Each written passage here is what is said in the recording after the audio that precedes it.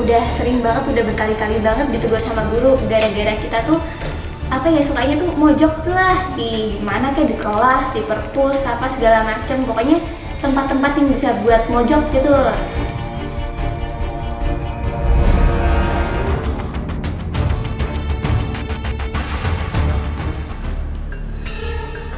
Video porno, sebuah media yang pelan-pelan menggerogoti moral anak bangsa. Tidak hanya orang dewasa, anak-anak SMP seperti Adit dan teman-temannya tidak pernah lepas dari jeratan video ini. Lalu, sanggupkah Adit dan teman-temannya terlepas dari permasalahan yang selama ini membelenggu mereka?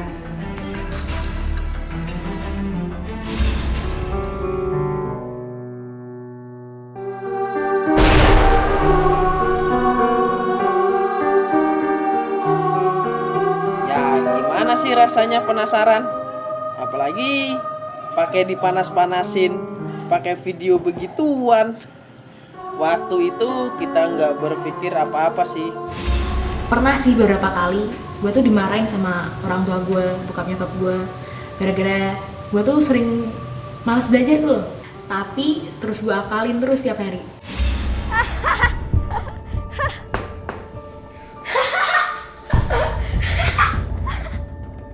Cita,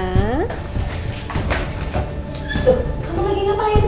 lagi belajar. Loh, belajar apa? Mainan HP begini kamu bilang belajar?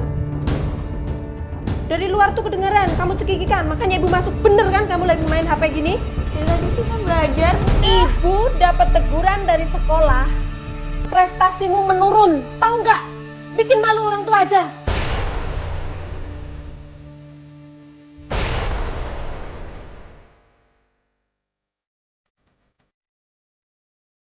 Tapi terus gue akalin terus tiap hari. Kalau misalnya dia bokap nyokap gue pura-pura belajar. Iya Tapi bener kalau juga enggak, tuh gitu tuh. tapi kalau enggak, ya enggak, gue nggak belajar. Terus jujur aja ya, kita tuh udah sering banget, udah berkali-kali banget ditegur sama guru gara-gara kita tuh sukanya tuh mojok lah di mana kayak di kelas, di perpus, apa segala macem, pokoknya tempat-tempat yang bisa buat mojok gitu.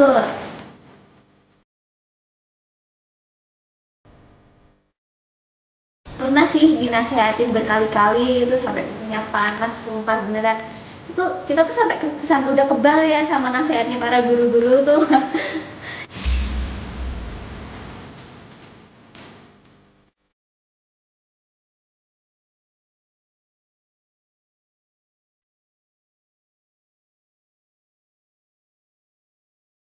Eh.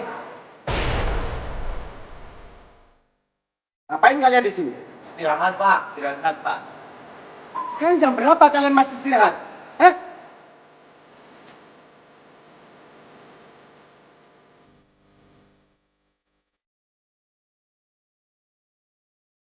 Sekarang kalian semua masuk kelas. Dan ingat, Bapak tidak mau lihat kalian berpasang-pasangan seperti ini lagi. Ya, Pak. Ayo.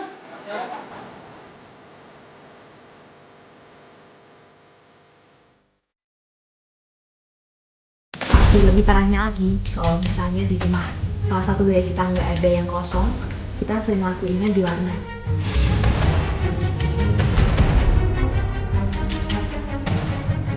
Ya soalnya kan di warnet kan juga lebih tertutup gitu juga kan, jadi kan bisa bebas gitu loh, ya ampun. Secara warnet zaman sekarang, Iya. itu udah bebas banget. Kita tuh bisa ngelakuin apa aja di warnet, tanpa khawatir, nggak perlu khawatir.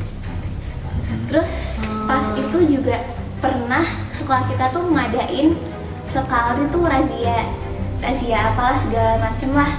Selamat siang anak-anak. Siang, Pak. Saat ini juga Bapak ingin merahasia isi tas kalian.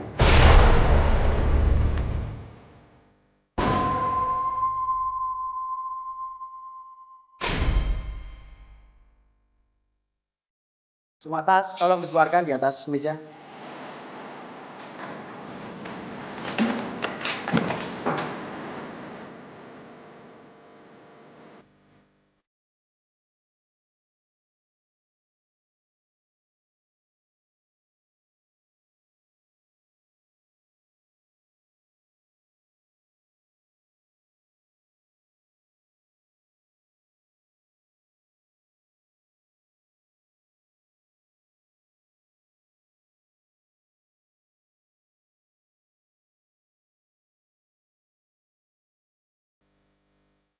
Ah, Waktu itu aku deg-degan banget tahu.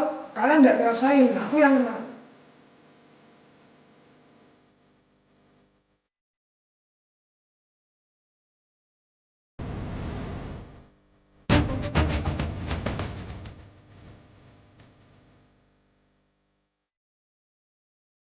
Betul ini dompet milik kalian? Iya, Pak. Iya, Pak. Apa itu?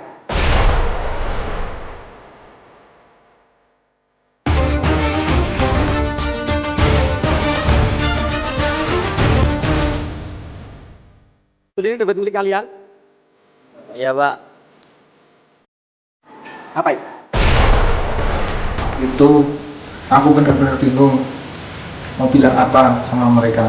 Gimana coba kalau ortuku bisa tahu anaknya kayak gini. Mungkin mereka bisa nyesel gara-gara aku ulahnya seperti ini. Dan sekolahin mahal-mahal, akhirnya malah kayak gini. Bukannya saya, Pak. Barang ini ada di dompet kalian. Kita cuma nemu, Pak. Sudah. Pokoknya sekarang juga kalian berdua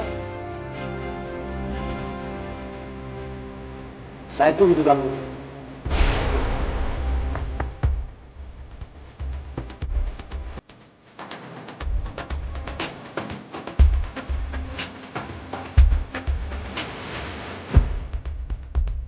kita kan juga bingung juga ya, Cid ya.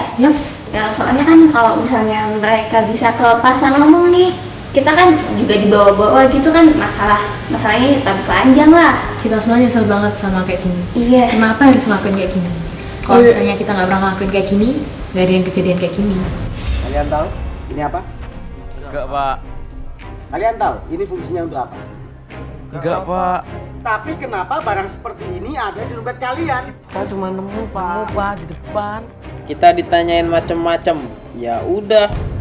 Ya, gue coba bohong lah. Gila aja kalau gue jujur. Kalian ini selalu bikin masalah. Surat ini surat panggilan untuk orang tua kalian. Kalian serahkan ke orang tua kalian dan besok orang tua kalian harus menghadap Bapak.